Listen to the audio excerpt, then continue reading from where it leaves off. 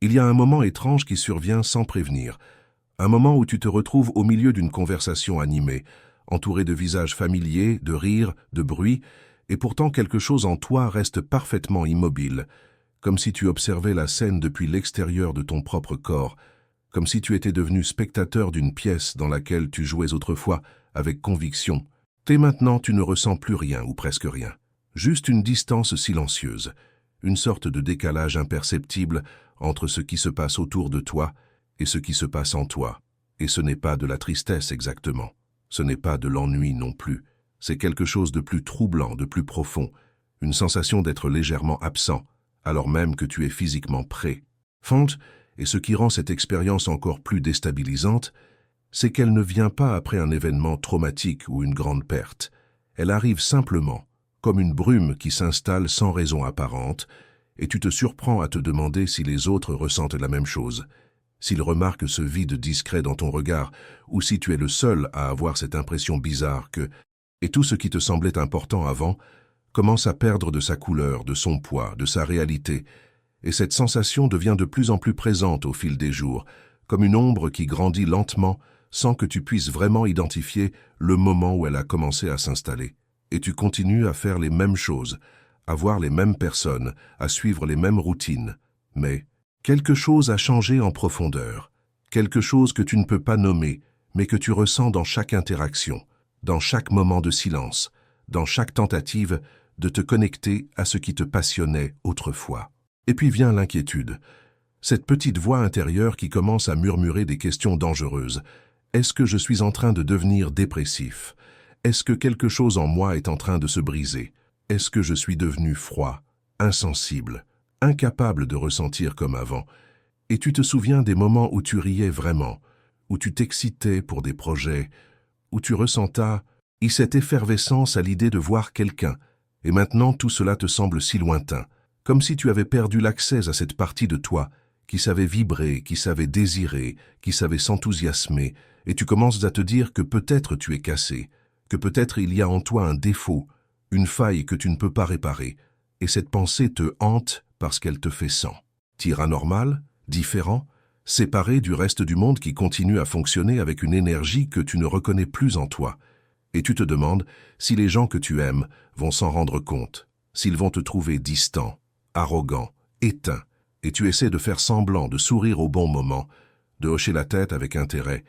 mais à l'intérieur il y a ce silence pesant, cette neutralité qui te fait peur parce qu'elle ressemble à une forme de mort émotionnelle, et tu ne sais pas si c'est temporaire ou si c'est devenu ta nouvelle façon d'être, et cette incertitude te ronge doucement, jour après jour, et tu te surprends à chercher des explications, à fouiller dans ton passé pour trouver un événement qui aurait pu déclencher ce changement,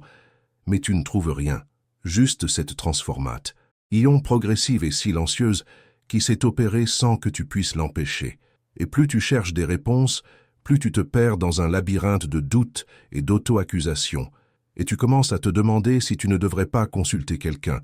si tu ne devrais pas chercher de l'aide, si tu ne devrais pas faire quelque chose pour retrouver cette version de toi qui savait encore ressentir pleinement, qui savait encore s'impliquer dans la vie avec passion et conviction. Mais ce que tu ne réalises pas encore, ce que personne ne te dit vraiment,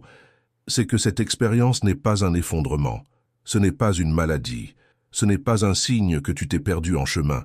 C'est en réalité quelque chose de beaucoup plus difficile à accepter, mais aussi beaucoup plus lucide. C'est le début d'un processus silencieux par lequel ta conscience commence à se désengager de certaines illusions dans lesquelles elle était plongée depuis toujours. Et ce processus ne demande pas ta permission, il ne te prévient pas. Il arrive simplement parce que quelque chose en toi a atteint un certain seuil de compréhension, une certaine saturation, et maintenant ton esprit refuse de continuer à jouer le jeu avec la même intensité qu'avant, non pas parce que tu es brisé, mais parce que tu as commencé à voir à travers certaines structures invisibles qui soutenaient ton engagement dans le monde. Et ce que tu vis en ce moment n'est pas une descente, c'est une transition, un intervalle étrange et inconfortable entre deux modes d'existence, l'un basé sur la réactivité et l'identification, l'autre sur une forme de présence plus calme, plus claire, plus distante, mais pas pour autant quente et froide, simplement moins hypnotisée. Et cette transition ne suit pas un chemin linéaire, Elle ne vient pas avec un manuel d'instruction. Elle se déploie de manière chaotique et imprévisible, et c'est précisément cette absence de structure qui la rend si déstabilisante, parce que tu ne peux pas te préparer, tu ne peux pas anticiper, tu ne peux que traverser jour après jour, en acceptant de ne pas comprendre ce qui se passe, en acceptant de te sentir perdu sans savoir quand ni comment, tu retrouveras ton chemin. Et cette acceptation est peut-être la chose la plus difficile qui te soit demandée, parce qu'elle va à l'encontre de tout ce qu'on t'a appris, sur la façon de gérer les difficultés, sur la façon de résoudre les problèmes, sur la façon de reprendre le contrôle quand les choses échappent. P.P.N. Imagine que toute ta vie tu as regardé un film passionnant, un film dans lequel tu t'es complètement immergé, où chaque scène te captivait, où chaque personnage te touchait, où chaque rebondissement provoquait en toi des émotions intenses. Et puis un jour, sans que tu comprennes vraiment pourquoi, tu commences à voir l'écran, tu commences à remarquer les coupes, les effets de lumière, les artifices et narratifs, et soudain le film perd une partie de son pouvoir sur toi, non pas parce qu'il est devenu mauvais, mais parce que tu as pris conscience qu'il s'agit d'un film, et cette prise de conscience change tout. Elle crée une distance, une neutralité, qui peut ressembler à de l'indifférence, mais qui est en réalité une forme de lucidité. Et c'est exactement ce qui se passe dans ta vie en ce moment. Est-ce que tu as commencé à percevoir le caractère construit, fragile, arbitraire de beaucoup de choses auxquelles tu accordais une importance absolue, les conversations répétitives, les distractions incessantes, les rôles sociaux que tu joues sans y penser, les désirs que tu poursuis parce qu'on t'a dit qu'ils te rendraient heureux. Et maintenant que tu vois tout cela avec un peu plus de clarté, ton engagement émotionnel s'est naturellement affaibli, non pas parce que tu es devenu cynique, mais parce que ton esprit refuse de continuer à investir de l'énergie dans des choses qu'il reconnaît désormais comme superficielles ou insuffisantes. Et cette reconnaissance n'est pas le résultat d'une décision consciente, elle émerge spontanément, comme si une partie de toi qui dormait depuis toujours s'était soudainement réveillée et refusait maintenant de se rendormir. Et ce réveil apporte avec lui une clarté qui peut être brutale, parce qu'elle te force à voir des choses que tu préférais ignorer, à reconnaître des vérités que tu préférais éviter, à admettre que beaucoup de ce que tu croyais être important n'était en réalité qu'une construction fragile, destinée à te protéger de quelque chose de plus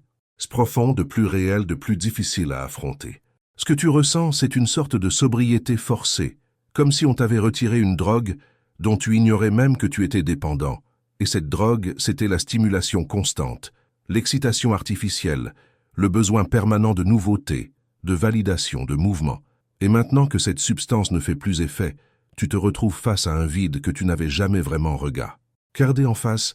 un vide qui n'est pas un manque mais plutôt une neutralité de base, un état par défaut de la conscience qui n'a pas besoin d'être rempli pour exister, mais qui te semble effrayant parce que tu as passé toute ta vie à le fuir, à le couvrir, à le noyer sous des couches de distraction, de projets, de relations, de pensées. Et maintenant que ces couches se dissolvent temporairement, tu es confronté à ce silence intérieur qui te fait te demander si tu es encore vivant, si tu es encore capable de ressentir, alors qu'en réalité, tu ressens peut-être plus que jamais, mais d'une manière différente, plus subtile, moins explosive, moins colorée, plus proche de la vérité nue des choses. Et cette vérité n'a rien de romantique, elle n'a rien de consolant, elle est juste là, brute et silencieuse. Et elle exige de toi que tu la regardes sans détourner le regard, que tu restes présent même quand tout en toi voudrait fuir, que tu acceptes de ne pas comprendre, de ne pas avoir de réponse, de ne pas savoir où tout cela te mène. Et cette exigence peut sembler insupportable par moments. Elle peut te donner envie d'abandonner, de revenir en arrière, de retrouver cette version de toi qui est encore s'illusionner, qui savait encore se perdre dans les distractions, qui savait encore éviter ce face-à-face avec le vide. Mais quelque chose en toi sait que ce retour en arrière n'est plus possible, que tu as franchi un seuil invisible, que tu as vu quelque chose que tu ne peux plus ignorer, et que maintenant la seule option qui te reste est d'avancer, lentement, douloureusement, vers quelque chose que tu ne peux pas encore nommer, mais que tu sens confusément comme étant plus vrai, plus réel, plus aligné avec ce que tu es, au-delà de toutes les constructions et de toutes les protections. Et c'est là que réside la difficulté, parce que cette phase de transition est profondément solitaire, elle ne se partage pas facilement, Elle ne s'explique pas bien, elle ne se guérit pas avec des conseils ou des encouragements, elle se traverse simplement, en silence avec une certaine forme de courage, parce qu'il faut accepter de ne pas savoir où elle mène. Il faut accepter de perdre temporaire, aimant l'intérêt pour des choses qui te définissaient. Il faut accepter de te sentir étranger à toi-même et aux autres. Et cette acceptation n'a rien de joyeux, elle n'a rien de libérateur dans l'instant. Elle est juste nécessaire, comme une mue, comme un passage obligé pour que quelque chose de nouveau puisse émerger. Et ce quelque chose de nouveau ne sera pas nécessairement plus heureux ou plus qu'intense, mais il sera plus réel, plus stable, plus aligné avec ce que tu es vraiment au-delà des conditionnements, des attentes, des images que tu as construites de toi-même au fil des années. Et pendant ce temps de transition, tu vas te sentir profondément seul, même entouré de gens qui t'aiment, parce que personne ne peut vraiment comprendre ce que tu traverses. Personne ne peut vraiment t'accompagner. Dans ce processus, qui est entièrement intérieur, entièrement silencieux, entièrement personnel, et cette solitude peut être accablante par moments. Elle peut te donner l'impression que tu es complètement isolé du reste de l'humanité, que tu es le seul à vivre cette expérience bizarre et déstabilisante, alors qu'en réalité des millions de personnes sont passées par là avant toi. Des millions de personnes ont ressenti ce même vide, cette même distance, cette même neutralité étrange qui semble signaler la fin de quelque chose sans annoncer clairement le début de quoi que ce soit d'autre. Et le fait de savoir cela ne change pas grand-chose à ce que tu ressens, parce que la solitude de cette expérience n'est pas une solitude objective, mais une solitude subjective, une impression d'être coupé du monde, non pas parce que tu es physiquement seul,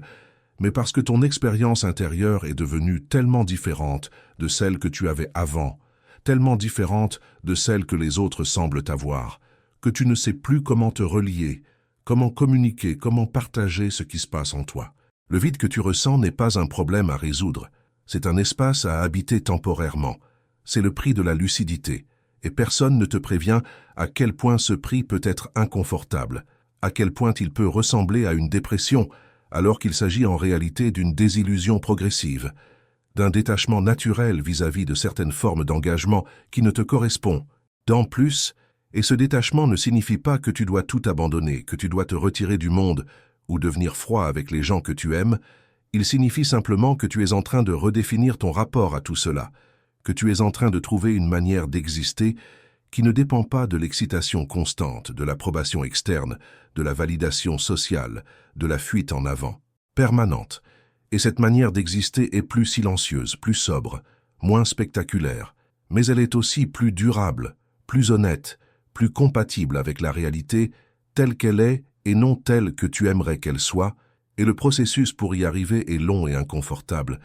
Il n'y a pas de raccourci, il n'y a pas de solution miracle, il n'y a que ce chemin lent et sinueux à trave. Serge le vide, à travers le doute, à travers la confusion, jusqu'à ce que quelque chose commence à se stabiliser en toi, quelque chose de nouveau, qui n'a pas encore de nom mais qui se fait sentir comme une présence plus calme, plus centrée, plus capable de rester avec ce qui est sans constamment chercher à le transformer ou à le fuir. Et cette stabilité ne vient pas d'un effort conscient, elle émerge. Et naturellement, quand tu arrêtes de résister à ce qui se passe, quand tu arrêtes d'essayer de te forcer à redevenir ce que tu étais avant, quand tu acceptes simplement que tu es en train de changer, que tu es en train de devenir quelque chose de différent, et que ce changement, aussi déstabilisant soit-il, fait partie de ton évolution naturelle en tant qu'être humain conscient. Ce qui est important de comprendre aussi, c'est que cette expérience ne fait pas de toi quelqu'un de supérieur, de plus évolué, de plus intelligent que les autres. Et c'est peut-être l'une des tentations les plus dangereuses de cette phase, cette tendance à transformer la lucidité en arrogance, à regarder les gens autour de toi avec une certaine distance méprisante, à te dire qu'ils sont encore dormis alors que toi tu as compris. Et cette attitude est un piège de l'ego qui essaie de récupérer un sentiment de contrôle et de supériorité dans une situation où tu te sens en réalité vulnérable et perdu. Et si tu tombes dans ce piège, tu vas juste te retrouver encore plus isolé, encore plus enfermé dans ta propre tête, encore plus coupé de la possibilité de connexion authentique avec ça et les autres, parce que la lucidité sans humilité devient de la dureté, et la dureté n'est qu'une autre forme de protection, une autre manière de fuir la vulnérabilité qui accompagne toute véritable ouverture à la vie. Et il est essentiel de reconnaître ce piège avant d'y tomber complètement, de rester vigilant face à cette tendance de l'ego à récupérer le processus de transformation pour en faire une histoire de réussite personnelle, une preuve de ta supériorité, une raison de te sentir meilleur que ceux qui n'ont pas traversé cette expérience. Parce que la vérité, c'est que cette expérience ne te rend pas meilleur, elle te rend juste différent. Et cette différence n'est ni positive ni négative en soi. C'est juste un état transitoire de ta conscience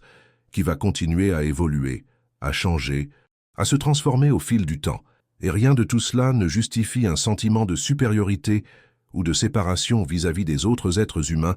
qui sont eux aussi en train de naviguer leur propre chemin avec leurs propres défis et leur propre processus intérieur. Il faut aussi reconnaître que cette phase peut te rendre difficile à vivre pour les autres, parce que tu ne réponds plus aux attentes habituelles, tu ne joues plus le rôle qu'on attend de toi, tu ne t'enthousiasmes plus pour les choses qui enthousiasmèrent les autres. Et cela peut créer des tensions, des incompréhensions, des jugements, et il est important de ne pas devenir défensif face à cela, de ne pas te fermer complètement, mais aussi de ne pas te forcer à revenir en arrière, à faire semblant que tout va bien, à jouer un personnage qui ne te correspond plus, parce que cette authenticité, aussi inconfortable soit-elle pour toi et pour les autres, est ce qui va te permettre de traverser cette période sans te perdre complètement. Et ceux qui t'aiment vraiment, ceux qui te connaissent, aiment, vont sentir qu'il se passe quelque chose de profond en toi, même s'ils ne peuvent pas le nommer, même s'ils ne peuvent pas l'aider, et ils vont rester présents, à distance respectueuse, en attendant que tu trouves ton équilibre. Et ceux qui ne peuvent pas accepter ce changement, ceux qui ont besoin que tu restes fidèle à l'image qu'ils avaient de toi, vont peut-être s'éloigner, et cela aussi, s'il fait partie du processus, cela aussi est nécessaire, parce que tu ne peux pas évoluer tout en maintenant toutes tes relations exactement comme elles étaient. Certaines vont devoir se transformer, d'autres vont devoir se terminer, et ce n'est pas un échec, ce n'est pas une perte, c'est juste le prix naturel de la transformation, le prix que tu paies pour rester aligné avec ce que tu es vraiment, plutôt que de continuer à jouer un rôle qui ne te correspond plus. Et ce prix peut sembler élevé dans l'instant, il peut te faire douter, il peut te faire regretter d'avoir commencé ce processus, mais avec le temps, tu vas réaliser que c'était un prix nécessaire, que c'était le seul chemin possible vers une forme d'existence plus authentique, plus alignée, plus vraie. Et puis un jour, sans que tu t'en rendes compte immédiatement, quelque chose commence à changer de nouveau. Non pas parce que tu es redevenu comme avant, mais parce que tu as trouvé une nouvelle manière d'habiter ta vie, une manière qui n'a pas besoin de l'excitation permanente pour se sentir vivante, une manière qui peut apprécier les choses simples sans avoir besoin qu'elles soient extraordinaires. Reste une manière qui peut être avec les autres sans se perdre dans la relation, qui peut être seule sans se sentir abandonnée, qui peut ressentir de la joie sans dépendre d'elle, qui peut traverser la tristesse sans en faire une catastrophe, et cette nouvelle manière n'est pas spectaculaire. Elle ne ressemble pas à une révélation. Elle ressemble plutôt à un apaisement, à une forme de paix qui ne vit, et pas de l'absence de problème, mais de l'acceptation de la complexité, de l'imperfection, de l'incertitude inhérente à l'existence humaine. Et cette paix est quelque chose que tu n'aurais jamais pu imaginer avant de traverser le vide, quelque chose que tu n'aurais jamais pu comprendre sans avoir vécu cette expérience de désillusion et de détachement, parce que cette paix ne vient pas de l'ajout de quelque chose à ta vie, mais du retrait de beaucoup de choses qui l'encombraient, du retrait des attentes irréalistes, des besoins compulsifs, des identifications rigides, des protections inutiles, et ce qui reste après ce grand nettoyage est quelque chose de plus simple, de plus léger, de plus spacieux, quelque chose qui ressemble à ce que tu étais peut-être avant que le monde ne te demande de devenir quelque chose d'autre, avant que tu n'apprennes à te protéger, à te défendre, à te construire une personnalité acceptable pour les autres. Et ce retour à quelque chose de plus simple n'est pas une régression, ce n'est pas un retour en arrière. C'est plutôt une spirale qui te ramène à un point de départ, mais à un niveau de conscience différent, plus mûr, plus lucide, plus capable d'apprécier, car la simplicité sans la confondre avec la naïveté. La joie que tu découvres alors n'est plus cette euphorie bruyante que tu cherchais avant. Ce n'est plus cette montée d'adrénaline qui te faisait sentir vivant pendant quelques heures avant de retomber dans le vide. C'est quelque chose de plus discret, de plus constant, une satisfaction tranquille qui vient du simple fait d'exister sans avoir besoin de justifier cette existence, sans avoir besoin de la remplir de sens ou de performance, juste être là, présent, attentif, disponible à ce qui se présente sans attendre que cela soit autre chose que ce que c'est, et cette simplicité peut sembler décevante au début, elle peut sembler fade comparée à l'intensité des émotions que tu connaissais avant. Mais avec le temps, tu réalises qu'elle est en réalité beaucoup plus fiable, beaucoup plus nourrie, sente, beaucoup plus compatible avec une vie longue et cohérente. Parce qu'elle ne dépend pas de conditions externes qui changent constamment, elle vient de quelque chose de plus profond, de plus stable, de plus réel, et cette réalité n'a rien à voir avec les grandes expériences mystiques, ou les révélations spectaculaires que tu imaginais peut-être. C'est quelque chose de beaucoup plus ordinaire, mais aussi beaucoup plus précieux. C'est la capacité de trouver de la beauté dans le quotidien, de la richesse dans la simplicité, de la profondeur dans les petits moments qui composent une vie.